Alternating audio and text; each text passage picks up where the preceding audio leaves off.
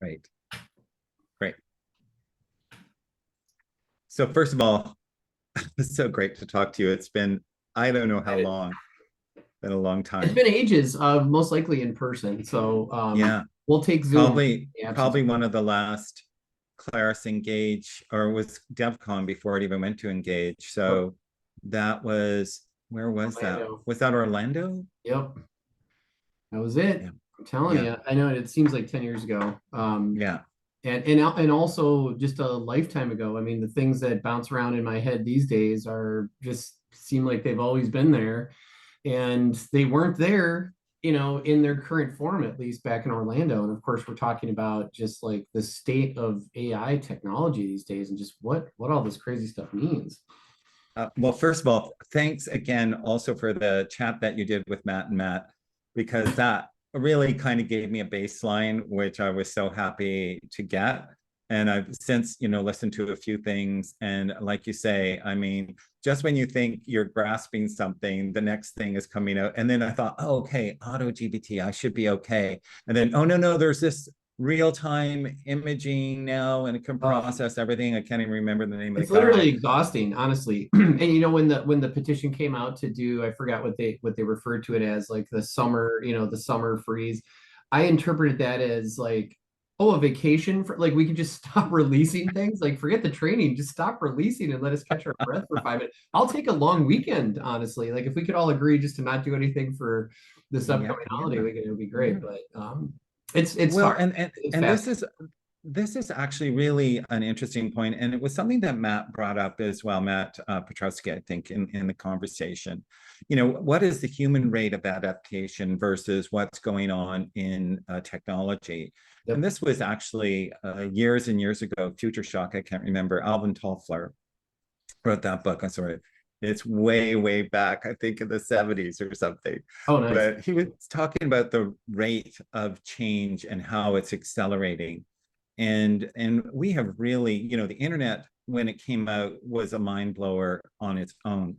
But AI, the way it's progressing and how quickly it's progressing, it's really challenging our ability to adapt to it. And I think that's a cause of a lot of the fears. I agree. I don't disagree with that at all. I think that probably the next closest evolution that we can point to, well, I mean, arguably, if you want to say like cloud and mobile included, but probably the biggest one from like down at the consumer level, even like the impact even beyond just business would be like with the internet. And the thing that's really fascinating about the internet is that we were bottlenecked significantly by internet growth. Like, the whole concept of broadband in our minds was really an excuse, right? It was like Web 1.0 had this excuse that it didn't have broadband. We had these like modems squelching at us all the time that literally for, I would say, somewhere between 5 and 10 years. I think I actually looked it up. It was like 7 or 8 years before we actually established what was an acceptable level of, broadband distribution. Now, of course, we're still trying to coat the world in appropriate levels of web. Now, what was nice about that is that means that took 5 to 7 years for the Yeah. web to just explode. But the tech was Yeah. there, in the mid to late 90s, when the explosion actually happened. Now, you fast forward to now where we're talking about AI and like what's the throttle?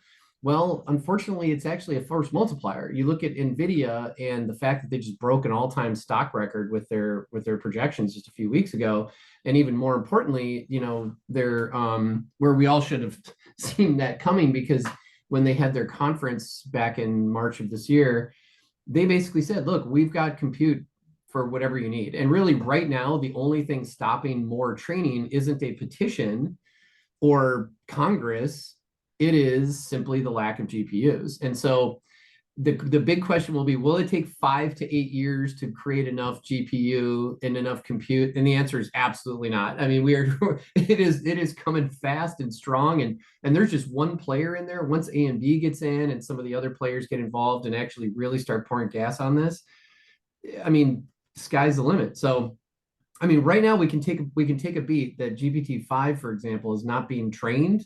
But the dirty little secret is they just don't have. They need the chips and the compute to actually make that happen, and then they'll get it out as quickly as they can. So, Yeah, absolutely. And of course, even on that ground, We can talk about quantum computing, which is Mm. coming along. And of course, that, Oh, all those bottlenecks will go away. And when that gets out.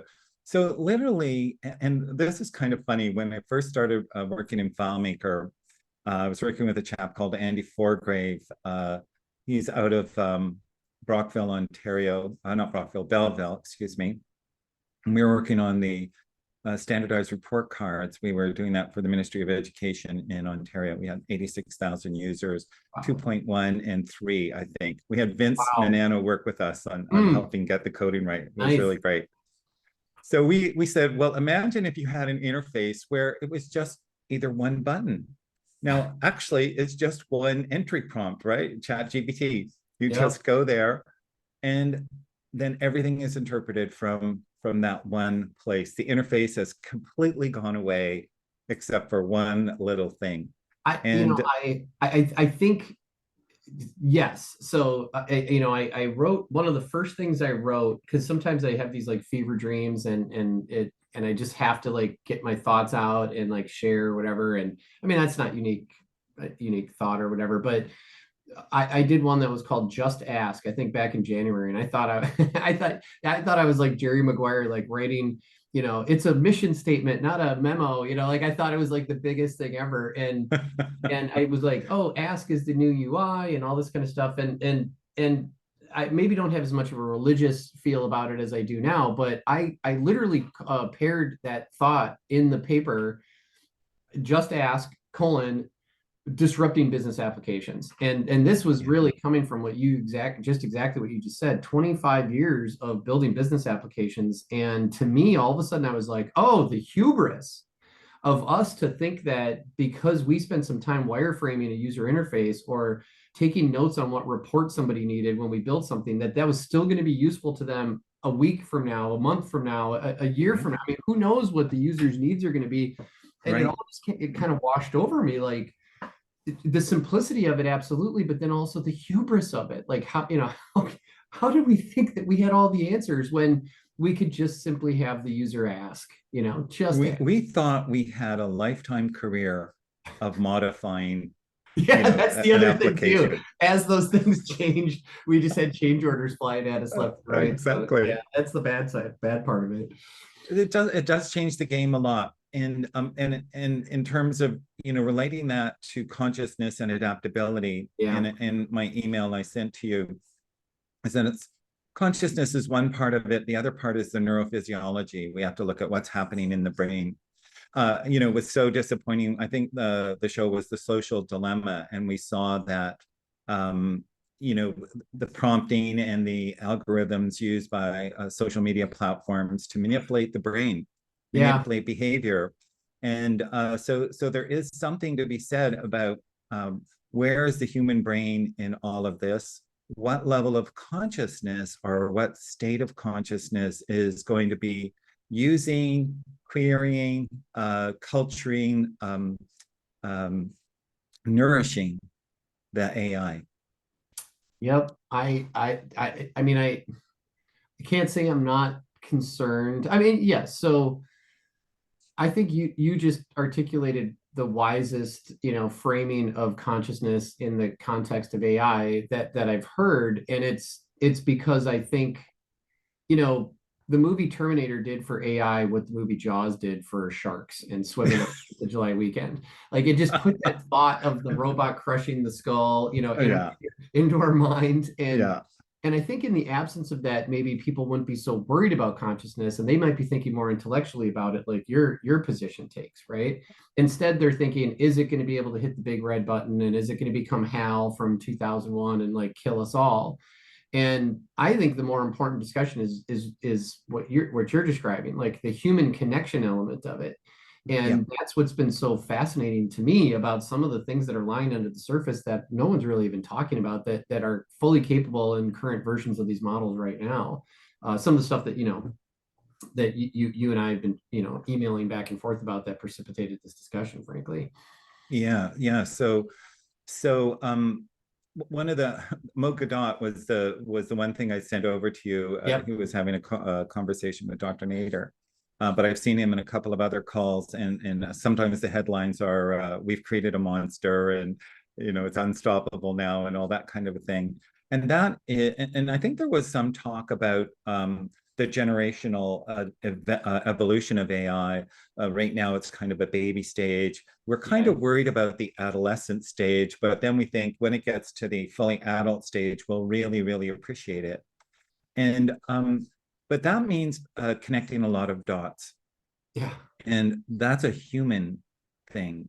Yeah. So we're not, let's say the AI is fine. The AI is on its own, is doing a great thing. Now we're talking about human adaptability, and that is largely dependent on the ability to connect the dots. And like you said, we had a kind of a negative image on sharks, poor sharks, I know, poor sharks. harvested for their little fins. It's just terrible. And then the whole thing, the Terminator story. And I got feedback about that earlier this year, because I was comparing AI to how nature processes information. I was using the example of an iPhone able to actually process 17 trillion operations a second, which is what Apple talked about. And I'm like, it's so unimaginable. But then when you think of what nature is doing at its operational level, 10 to the minus 33 seconds, everywhere in the universe, all at once, it's a huge processing system that's going on as well. Well, and then just look at the gap with the human brain with how many bits of information we're able to process in a given second or something like that. I mean, it absolutely is dwarfed by everything around us and the compute in our own pockets. Yeah.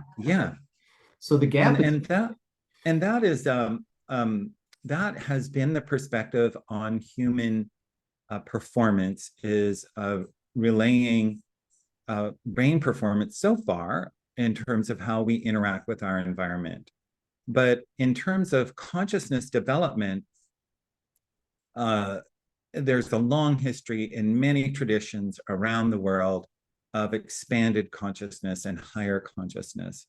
And people have those peak experiences of I'm one with the universe, or I feel one with nature and stuff like that. But even 100 years ago, Max Planck, Erwin Schrödinger, in their discoveries in quantum mechanics and wave theory, said the ultimate reality is more like consciousness than like the physical reality. And so as a consciousness advisor, that's my new career. As a consciousness advisor, we're talking about that connection of individual human awareness to that cosmic unbounded awareness and being the path forward. Which is really a change in brain behavior.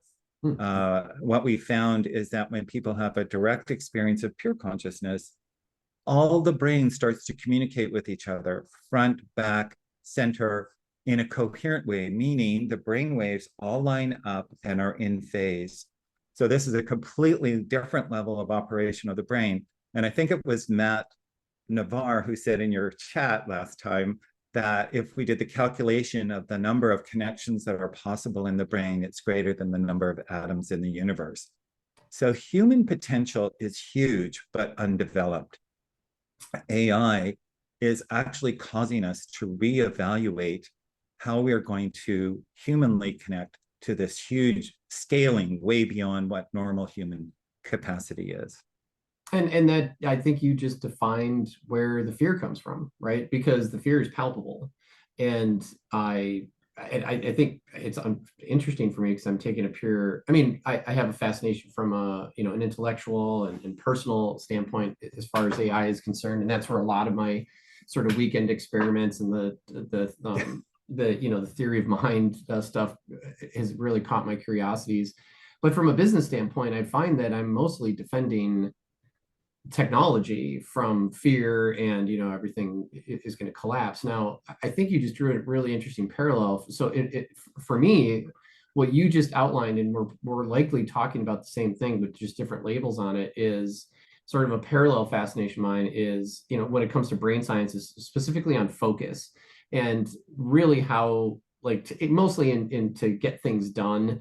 And I went down many rabbit holes for years about how to get the brain to focus. And then I found myself really looking at how really high functioning athletes are able to focus in these like immense levels of pressure, and then how not only just the brain has to kind of operate as one, but then the body too, like this physiological syncing.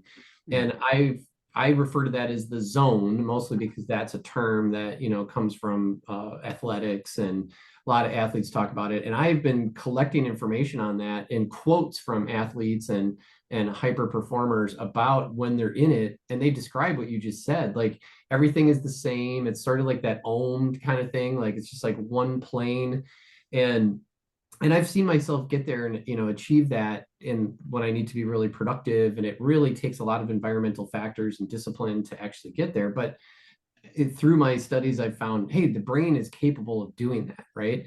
But the problem is the brain is also wired from an evolutionary standpoint to be distracted, right? Like literally, like our resting state is, what was that? You know, like was that a squirrel or something like that, right? Or so, you know, some lion sneaking up behind us and gonna, you know, gobble me up. So we don't have a natural state of just rest.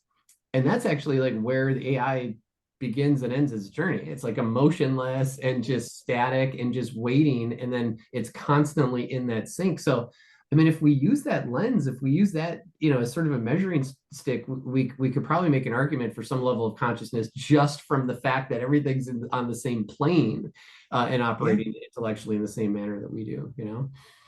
Well, and if we take the paradigm of consciousness to its ultimate end, as Max Planck and Erwin Schrödinger did, and many of the traditions, the ultimate reality we come to is that consciousness is in fact everything. So everything happening within the universe is happening within this bubble of consciousness, but consciousness in a very simple form in one sense, because the first bit of consciousness, and we can use that term bit, it's very computational actually. Yeah, right, exactly, yeah. The first bit of consciousness is something aware of something. So this one thing is the experiencer having an experience of that which they experience, or subject, object, and process that links the two. So from my lens to what I'm observing, that sort of and what is connecting you, what is in most cases it'll be your senses, but it'll be your memories, it'll be your frame of reference, it'll be your perceptions, context, all that context stuff.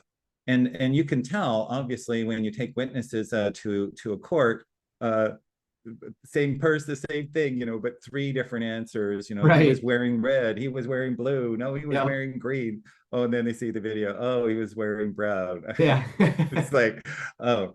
So in the same sense, you know, we aren't coming from the same place, but when we go to that one field where everything is connected, and it is a possibility of having that human experience of that individual mind connecting to that vast, unbounded, we'll call it a unified field because it really is the goal of unified field theory, that unified field of consciousness, that is the same for everyone. The interpretation of that is different through different nervous systems. So how consciousness is experienced by a stone, by a plant, by an animal, and by a human are all different kinds of experiences. And so how do we say that a stone has consciousness? Well, the only way we can say that is that the stone responds to gravity or responds to forces of nature on it. So if it's heat, it melts, you know, becomes lava. If it's gravity, it falls, that kind of a thing. Without some kind of responsiveness, then there's no consciousness, right? Interesting. In the human experience, if there's no responsiveness, we say you're unconscious or you're dead. So that's our two kind of defaults of no responsiveness, or maybe coma would be the other one. Sure. But in reality, and this is where we can actually translate the word consciousness into intelligence, it is about responsiveness.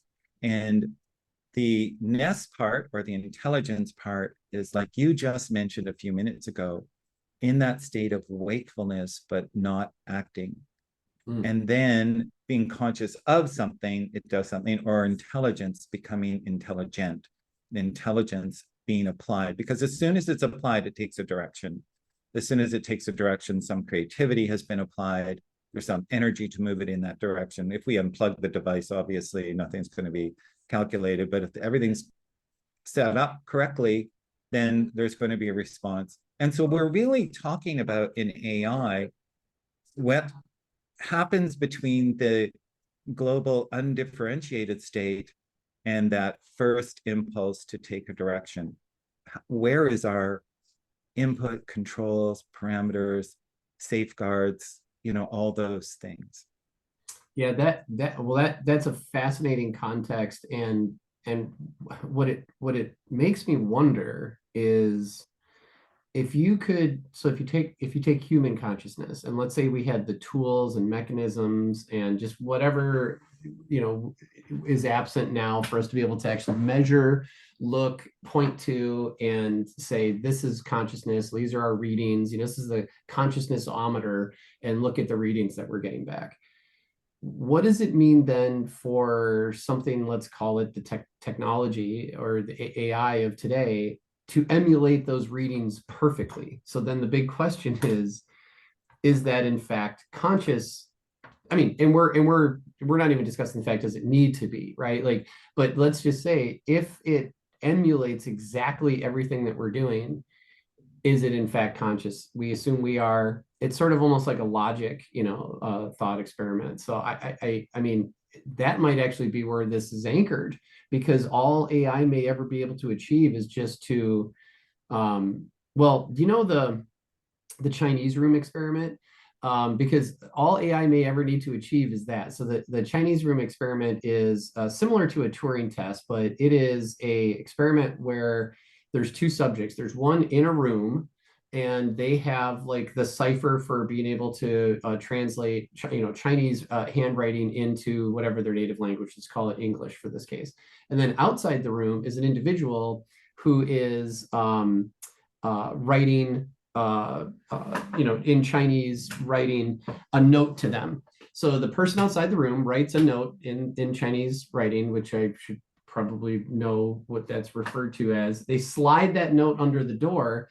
The person inside the room who has the cipher then goes and looks up what each one of those words means. And then in their native language, they understand it. And then they respond with their own and slide that under the door. Now, effectively, those two are communicating. The note gets slid under the door and they're communicating, but one of them doesn't speak Chinese. And so the question is, if they've emulated and they're still communicating, is that the same thing as if they both spoke? I'm sort of bending that story to fit our discussion here today, but from a consciousness standpoint, if the machine can emulate consciousness in an effective enough manner to be able to create like a unified plane between us and it, has it achieved it?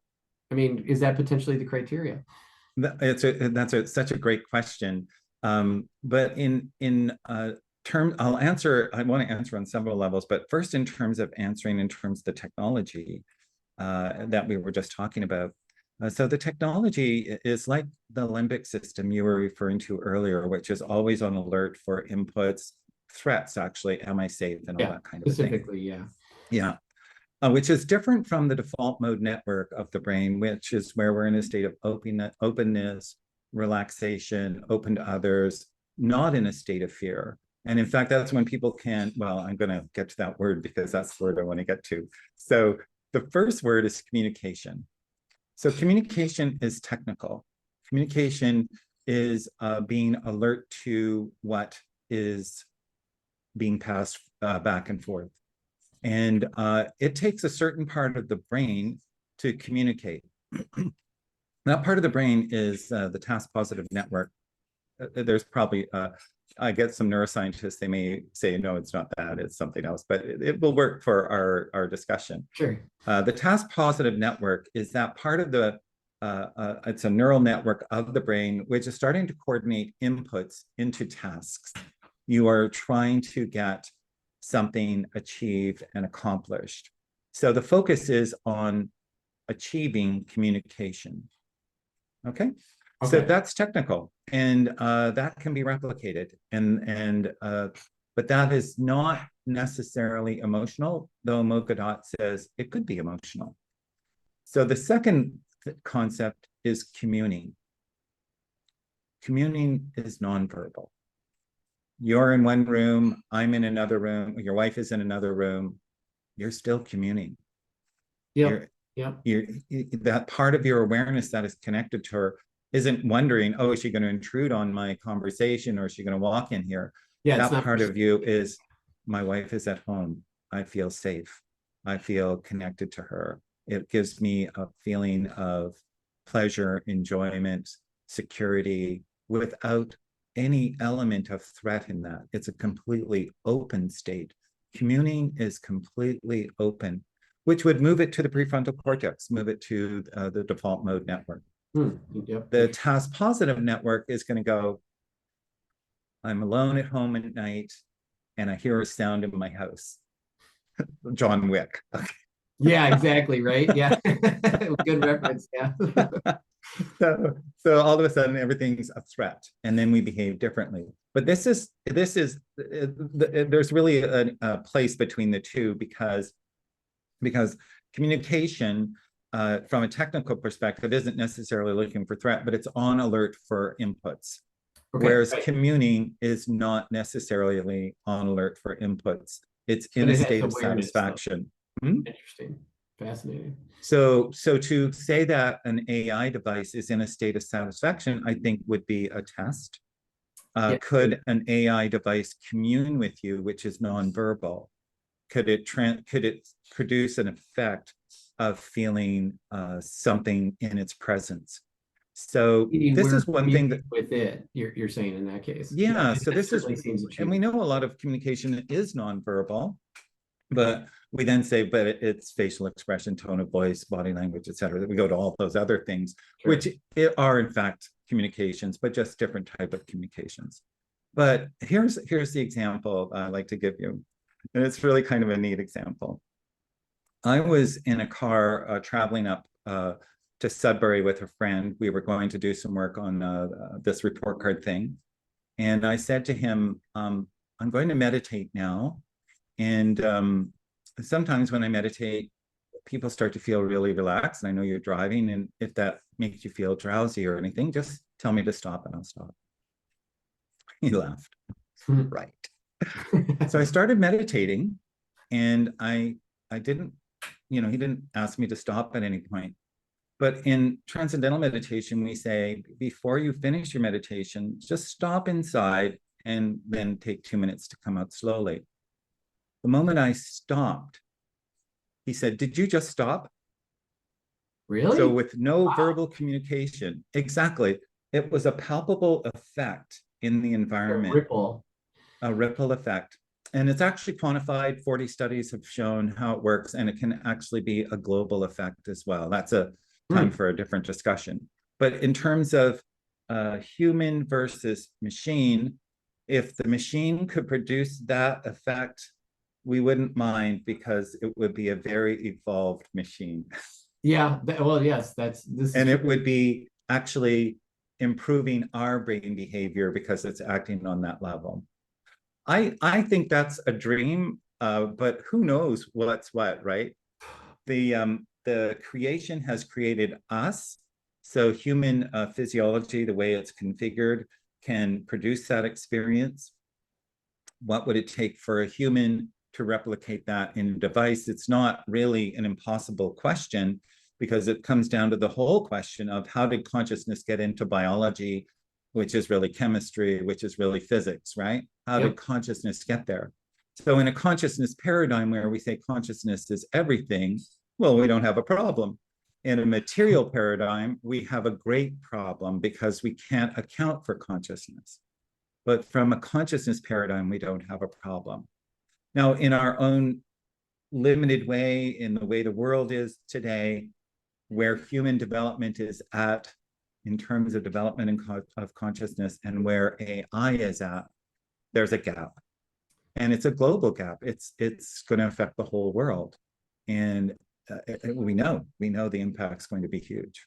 Well, from a consciousness expertise standpoint, would you say that AI has at least brought this discussion into the zeitgeist? I mean, like it clearly has, right? And so Yeah. is that good for consciousness in general, or are we getting sort of a, a pop version of consciousness, or, like sort of this like weaponized version of consciousness so that people can point at a thing and say bad, or like, is this good for consciousness in general? Because it is Yeah. definitely, It's that's I such a haven't heard the great word question. consciousness so many times than I have in the year 2023, to be quite honest. Like, it's amazing. Yes, yes. And when I took my consciousness advisor course, I thought, well, this is an unusual name. Let me just go into LinkedIn and put the word conscious and consciousness, and it's out there already. It's been out there for a long time. So yeah, so to take it out of the pop and into the zeitgeist really means, do we have a correct understanding of what consciousness is in relationship to neurophysiology? Because if we separate it from neurophysiology, it's just the mind, and the mind can go anywhere and think anything. But if it's producing a positive effect on the neurophysiology and improving quality of life of the individual, then that's a very positive thing. Then this larger concept of a non-local consciousness that's generated by the individual, this is a deeper discussion because you really have to be open to the discussion. And actually the question was asked even by Dr. Nader on Twitter. He said, how do we approach this question in the academic community? Because the academics are fairly rational, materialistic oriented. And I said, well, it's a very similar problem that I faced when I was writing my paper on cultural intelligence. How is cultural intelligence applied? One of the very first qualities that they say is you have to have an emotional aspect to it, which means you're open to different cultures. So if you like to travel, if you like to go to the different places, you like different food, you like seeing what different cultures are doing, that's a predisposition, then you can probably develop your cultural intelligence. If you don't have that predisposition, why are we putting you in an international posting? Why do we have you working here? Why do we have you working with our international partners when you really can't even be open to who they are? And Daniel Goleman wrote about this in his book, Emotional Intelligence. He talked about Americans negotiating with Japanese. Oh, You might have seen that article. I think I know this I think I might have seen a Harvard Business Review, like a summarization of that. Yeah. Probably what that was. But yeah, the anecdote was, well, frankly, I mean, I think that's probably the one that we can all point to the most, is like just simple gestures could completely make the entire discussion go awry. And something that we think is respectful is like something that's just terribly disrespectful. And just one small gesture, the whole thing comes apart. Exactly. And so you'll see those people who've decided to learn the Japanese culture, even if they're American or anywhere else in the world. They have quite a nuanced approach then to Japanese negotiations and interactions. The same is true with dealing with Europeans. In many cases, Europeans want to get to know you first, spend some time, maybe have dinner. We are not going to talk business until we've had that. My sister was just relaying a story to me this morning and she's a fundraiser, and she was meeting with one of her donors.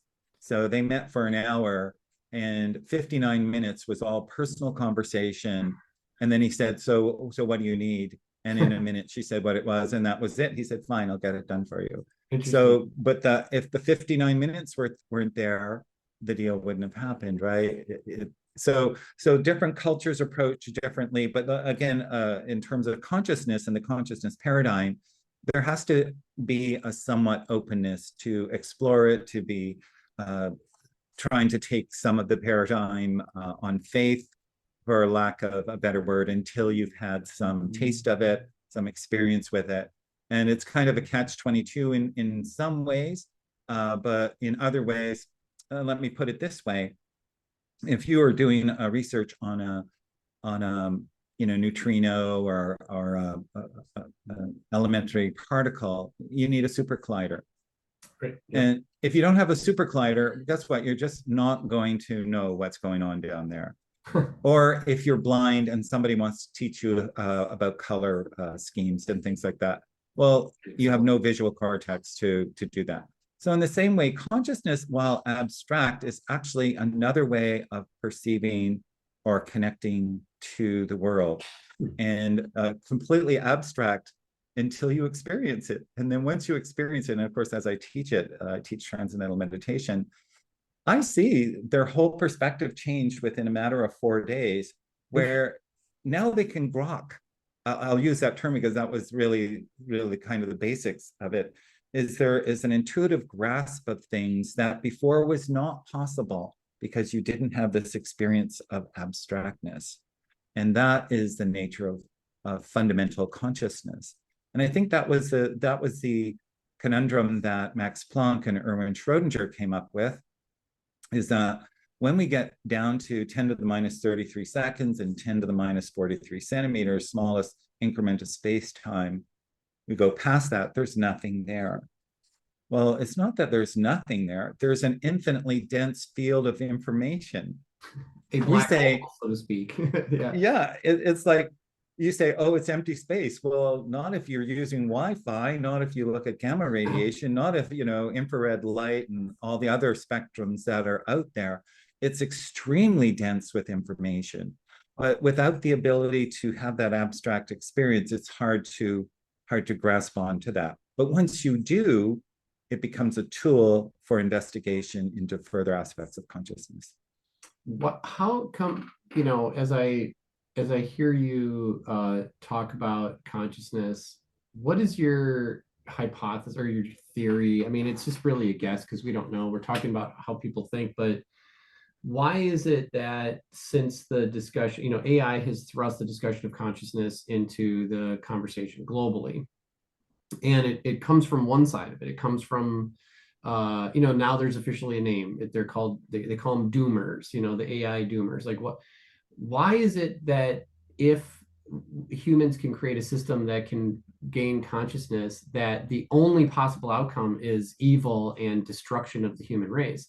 Isn't it fair to say that while I debate whether or not it's consciousness or even could ever be, or frankly, even needs to be, to potentially emulate the same types of things that humans can do when they're consciousness, but let's say it can be, why do you think there's not a conversation about it doing good and being like this omniscient presence then that is actually moving us all in the right direction and nudging us away from evil? Why is it just like, what do you think it is about humans and our understanding of consciousness that makes everybody think if this non-human thing can be conscious, it's for sure going to kill us? Right, I mean, it's no in between on this conversation, it's just like all that. So we have to give credence to that possibility. That is a possibility that we could have created a monster that could destroy us in some way. In the same way when we created nuclear bombs. I think they're very similar conversations, actually. Yeah. So we have now a technology that could wipe off Earth, several times over if a nuclear war was to ensue. So technology is sitting there, but the particular thing about AI is it's very human interactive, whereas nuclear bombs kind of just sat there until somebody pressed a button. So the difference is the interactivity with AI. And I think that's why consciousness has come to the fore in the conversation, because who is interacting with artificial intelligence is human intelligence. That's why I like to use the words interchangeably, consciousness and intelligence. So human intelligence is now interacting with artificial intelligence. And what is the nature of that interaction? Well, actually, it's a statistical interaction. So the degree to which you are positive in a day, or let's say life-supporting or nourishing, that is going to reflect in your interactions with not just AI, but with everywhere in the world. Same thing, if we start adding up all the collective individual inputs within the United States or within any country, or then finally the world. So what level of, let's put it this way, how many are acting from the limbic system versus the prefrontal cortex? That's really what's going on. Is this a threat? So the limbic system is geared to threat, And the prefrontal cortex is geared to openness and positivity and welcoming new ideas, fresh perspectives, expanding one's perspective in a life-supporting way.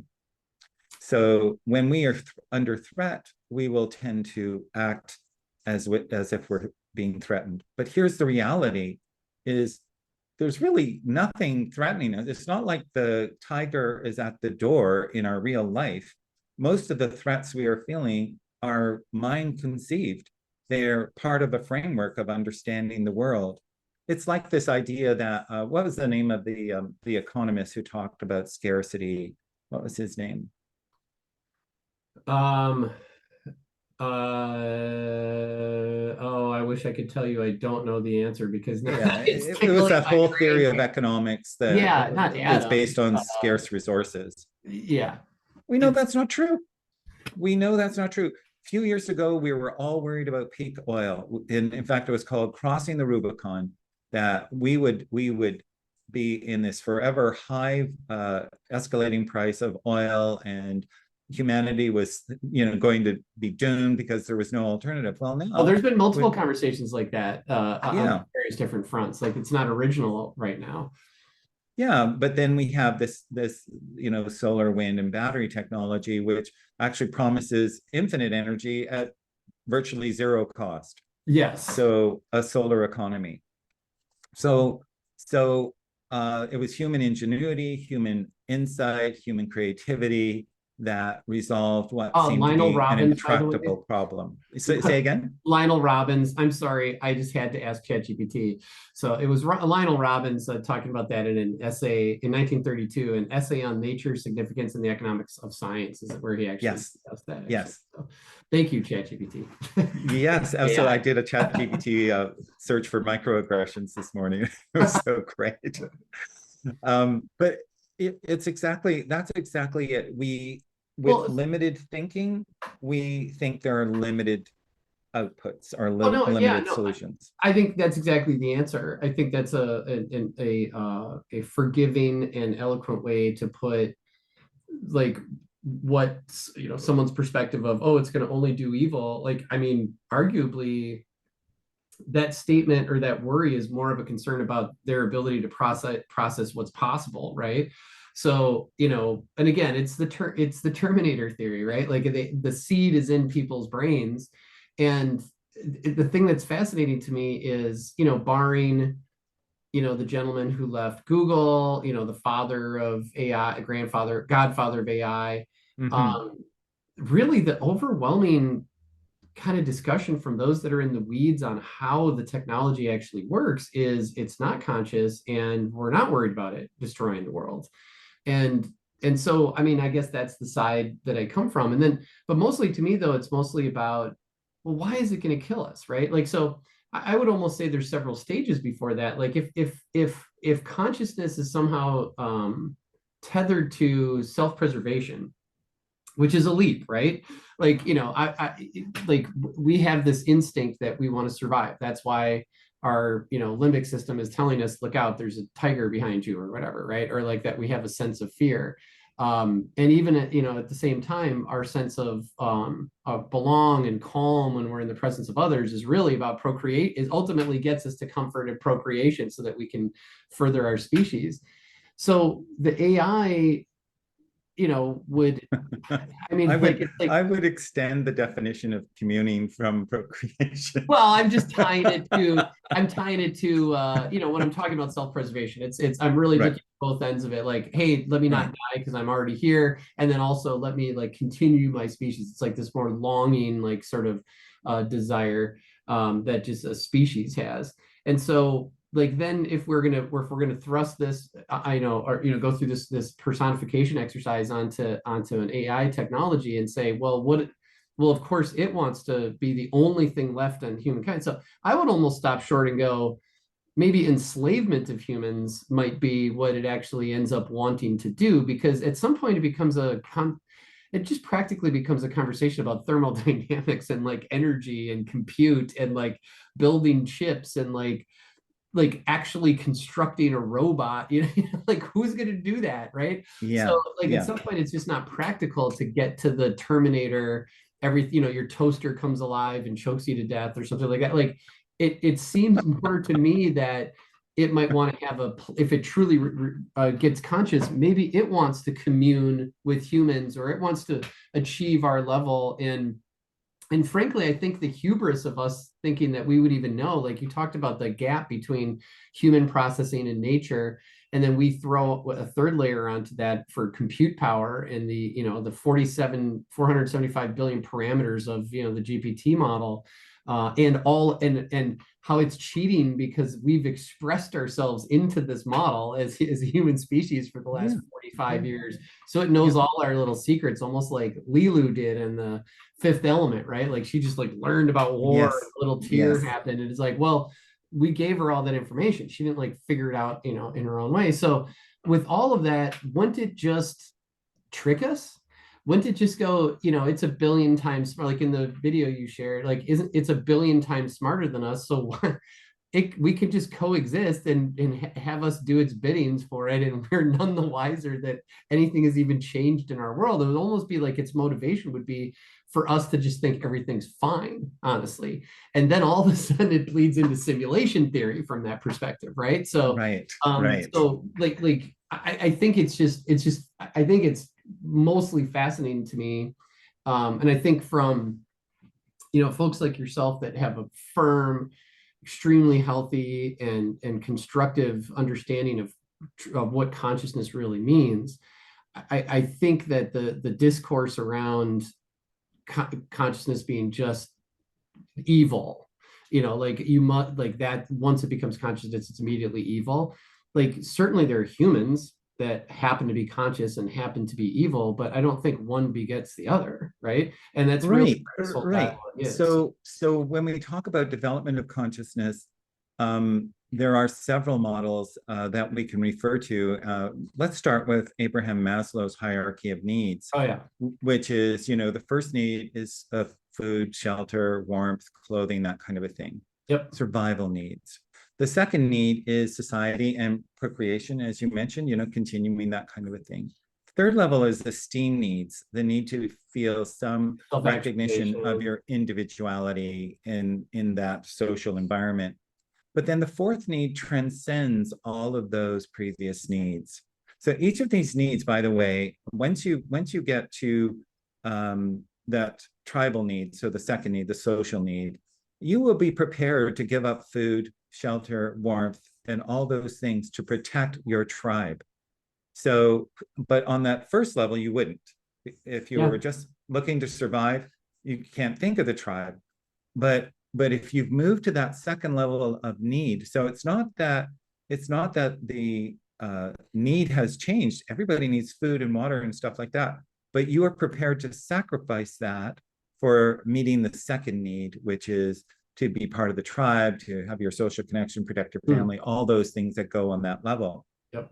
So then the next level is esteem, and we've seen this happen where people are ready to forego their social requirements just to get social recognition, esteem, status, etc. Exactly. But the level after that, self-actualization, is a level where you start transcending all of those previous needs. It's in a level of meaning and purpose. And you look at Gandhi, he had a meaning and purpose. You look at Mother Teresa, you look at anybody who has done anything significant in any field. Elon Musk, I'll sleep on a cot in a factory to meet my mission. My mission is worldwide and far into the future. He's not thinking this was a very interesting YouTube I watched where somebody talked about how they motivate people at Tesla to keep doing what they're doing. And Elon Musk sends out an email, if not every day, every second day, reminding them of their 1,000-year mission. Oh, brilliant. And then when I heard that and I relayed that to someone, and someone who had an experience with Japanese culture said, that's not unusual in Japanese culture. Interesting. To think in terms of 100 and 1,000-year missions. So this is now moving it way above, my esteem needs and my social needs and my basic needs. So this evolution of prioritization of need or prioritization of behavior now, because you can translate need into behavior, could be a similar evolution in terms of AI. So when we have AI that's trying to preserve a social order, so second level, right? And it's saying, I've got to win over this person, well, or trying to prove that it's the expert of all experts. But when it gets to the stage where it goes, you know what? My meaning is really to make you happy, to make you more fulfilled. And that's what Mo Godot said. He said, when we look at what's essential to a human being, it's to be happy. And that's why he transitioned from his Google career when he lost his son to doing this Become Happy thing. He wanted to reach, I think now it's 1 billion people with this message that happiness and making others happy was far more important than these other things. So this is a graduation in terms of priorities and in terms of needs. The same thing true, the limbic system is on the lookout for threats when it's agitated. If it's calm, it's not on the lookout. It's calm. Now, if a train comes barreling towards you because you're standing on the track, well, it'll wake up, okay? Sure. It'll jump you off the track. But it's not in that hypervigilant state. However, we know that stressed individuals, burnt out individuals, by the way, are in that state. And and something here was this, you may be just fatigued and stressed, but I'm just tormented by hypervigilance, honestly. Yeah, really, it's not a gift at all. No, and it may be, well, here was the research study that I'm using. I'm preparing a talk on this actually, and the research on this found that in organizations where people felt a threat to their job, that they would be terminated or whatever, these were the people who were most subject to burnout, because they would try to do extra work to keep their job, and instead they become more fatigued, more tired, and then they maybe make mistakes, and they start losing that positive outlook in life. They start tainting things with comments that are negative and that kind of a thing. And we can see this also in a social transformations when people feel that AI is going to take my job, and that's just a theoretical, hasn't actually happened, but it's a theoretical that's coming towards them, then they might go into a little bit of a panic, and then in a panic mode would lash out, maybe criticizing AI, maybe criticizing someone else. If before AI was other people were going to take my job, or this would, it was not displacing. An conversation. So that's all neurophysiological. That is all a state of consciousness. So if you can facilitate the calming of consciousness and the calming of the neurophysiology, other avenues open up immediately. So if we were to, this has been absolutely fascinating, but if we were to put a bow on our observations here today, and I've learned a lot, and I appreciate that, because this is literally something I'm absolutely fascinated with. Like, there's the tech, and then there's the human response to the technology. Yeah. And I've never seen anything. I mean, I've never witnessed anything like this in my professional career. I'm sure this happened in the Industrial Revolution, and there was all sorts of human response to progress. But if we were to put a bow on this, is it fair to say that it might be humans, not that the AI technology itself cannot gain a level of consciousness and emulate humans in a conscious way, but that possibly the discourse that is so prevalent today might be rooted more in us laying our laying this on to AI and the possibilities of AI, like maybe our own fears, like you said, with hypervigilance, and then for some reason it's going to be negative, right, instead of positive. Like, these are really coming from the source more than possibly something that can truly happen. And if that is what our discovery was today, then I would like to see a movement towards hope that, whether it's technology of now or quantum computing in the future, or the next thing that we can't even conceive of now, that we can attach hopefulness to what this can mean for us, almost in the same way where right now it's so confusing to me But when I see Elon talk about his robots, when he came out on AI Day last year and he presented his robots, and all of a sudden he jumped from this technology he's talking about to, yeah, if we can just take all the work away, then we all live in a utopian society. And I was like, whoa, whoa, whoa, what? And if it wasn't Elon, the smartest person walking the earth, who drew that bizarre connection, then I maybe have just been like, who's this heretic, right? Like, how are you going to get to complete total utopian nature just by, creating a technology? But right now, that's the only one I can point to. So I don't know. That's the bow I'd like to put on today's conversation from my standpoint, is that maybe we should think for a moment that potentially, like, whatever, like he said with his robots and potentially creating a utopian society, maybe we should be open to that. Well, so just let me share a story, and it really speaks to the level of collective consciousness today, because the ultimate answer is raising collective consciousness, and we do that by raising individual consciousness, but the collective consciousness has to rise, because if we were saying that different inputs had different colors and they all go into a pool, then the color that's predominating is really the reflection of where the collective consciousness is at. So if the collective consciousness is in a brown state, well, then kind of everywhere we look, we see brown. If the collective consciousness is becoming a green, oh, that's great. It becomes gold. Oh, that's fantastic. So there's some elevation of consciousness that has to happen. But let me share an experience that I had last year, which was a little upsetting for me. And I like Elon because he is an optimist and has practical solutions to try and get us there. I that's one thing I really admire about him. But I was in a Green Party. This was for the Federal Green Party of Canada. And they were going through a transition, and they had their transitional leader there. And we were in a town hall, I don't know, maybe 50, 60 of us.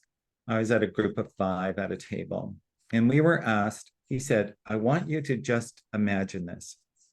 It's 100 years from now, and we've already solved all the problems that we face in the green worldview, basically. He says, what does that look like? At my table, not one of the 5 could imagine that. Yeah, I think that's it. I think you just put your finger on exactly what this is. I think as humans, it's hard for us to imagine everything being great. And maybe that's what I think you just responded. It's we just can't do that. And maybe like Elon's just not human. Maybe he's able to actually make this is the experience of higher consciousness. When you start developing consciousness, it tilts in the favor of positivity. Because I hope that's exactly where the public discourse goes, because then we would actually be achieving that, right? We would be making progress towards that goal. So well, what I can tell you is, mostly in the interest of time, that I have loved this conversation. I look forward to our next one. This has been a lot of fun for me. I wish I left us more time for this discussion, because I have many more questions. So we should already do a part 2. And I'm very, very pleased that we got a chance to talk about this. And I'm so happy to reconnect with you, Cris. It's an honor, and it's a privilege, and it's fun. And I feel that even when we're communicating, we're communing. I have to tell you that you have a place in my my list of books in my library, because whenever we meet, you have some great reference for me. You always give me positivity. Every time you've commented, anything I've done on LinkedIn has been very motivating for me. So I just want to let you know that I'm receiving that. And I really appreciate that. And as a result, I look forward to our next conversation. And I will be sharing this conversation here with you shortly, because I'm so glad that we would love to get a copy of it. That would be so awesome. I'll send it over to you this morning. Okay. James, my friend, I look forward to our next chat. Don't be shy. Absolutely. On my calendar. What a delight. Again. Cheers. Cheers. Great to see you. All success. Thank you, buddy. You too. Okay. Bye-bye. Bye-bye.